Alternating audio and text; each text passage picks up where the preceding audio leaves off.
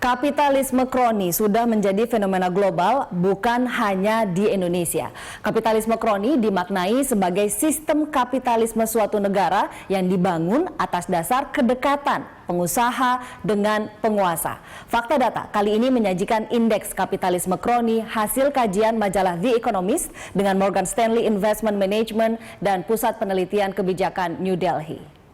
Acuan The Economist adalah peringkat miliarder dunia yang dirilis Forbes. Data tersebut disisir ulang guna menentukan adanya indikasi kroni atau tidak. Acuan lainnya membandingkan total kekayaan kroni terhadap produk domestik bruto atau PDB negara masing-masing. Berdasarkan temuan The Economist, Rusia menjadi negara paling kroni.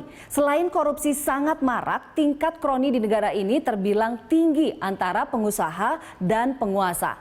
Jumlah kekayaan miliarder di Rusia sebesar 21,3% dari PDB. Dari jumlah itu, 18% didapat dari perkoncoan. Hanya 3,3% yang tidak didapat dari perkoncoan.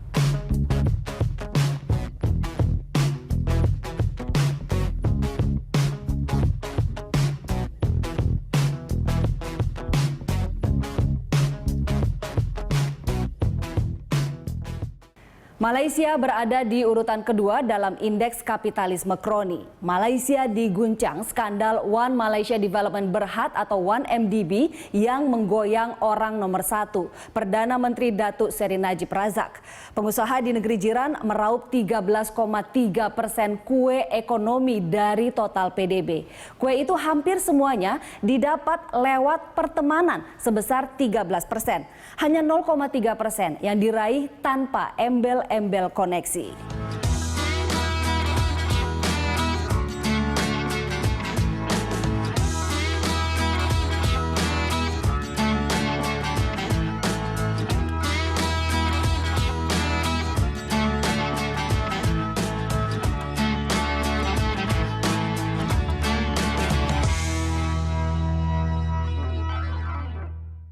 Filipina menjadi negara ketiga dengan indeks kapitalisme kroni tinggi. Perkoncoan antara pengusaha dengan penguasa mencapai 11,3%.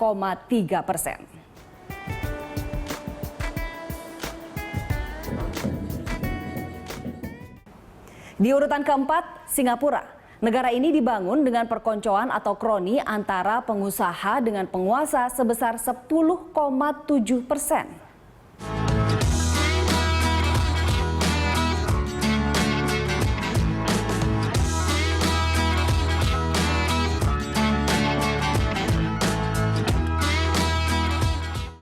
Ukraina berada di urutan kelima, indeks kapitalisme kroni sebesar 6,7%.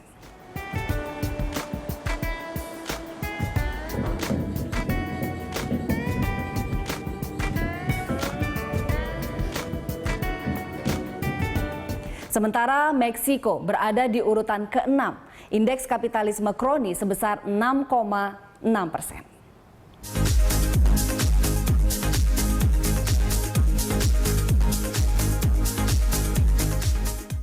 Bagaimana dengan Indonesia?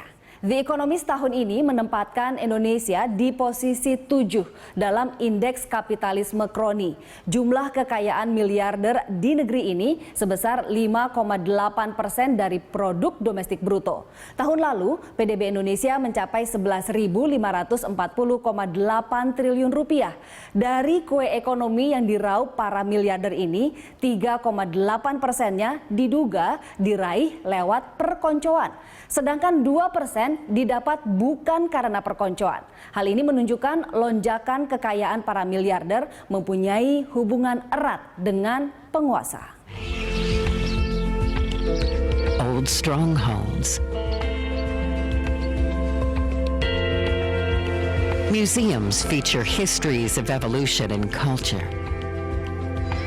Then, the old city hall brings together history. Praktek kartel, monopoli, dan lobi-lobi bisnis sudah sering dilakukan pengusaha dengan melibatkan para penguasa. Sektor bisnis yang rentan kartel antara lain telekomunikasi, lalu juga industri berbasis sumber daya alam, real estate, konstruksi, dan pertahanan. Lalu negara manakah yang bersih dari perkoncoan? Indeks kapitalisme kroni menempatkan Jerman sebagai negara nyaris bersih dari kroni. Kekayaan pengusaha yang diperoleh dari kroni hanya 0,2%. 13,7% kue ekonomi yang diraup miliarder Jerman dari usaha sendiri tanpa bantuan pengusaha atau kroni.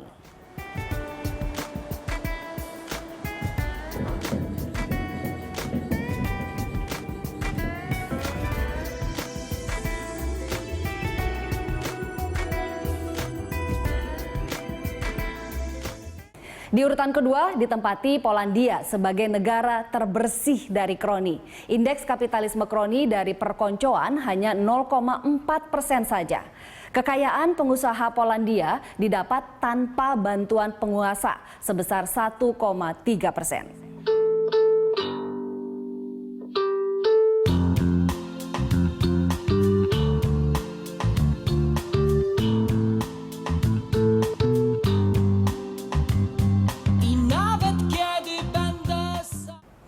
Negara ketiga tanpa perkoncoan adalah Korea Selatan. Dari total kekayaan pengusaha sebesar 4,9% dari PDB yang didapat dari perkoncoan hanya 0,5%.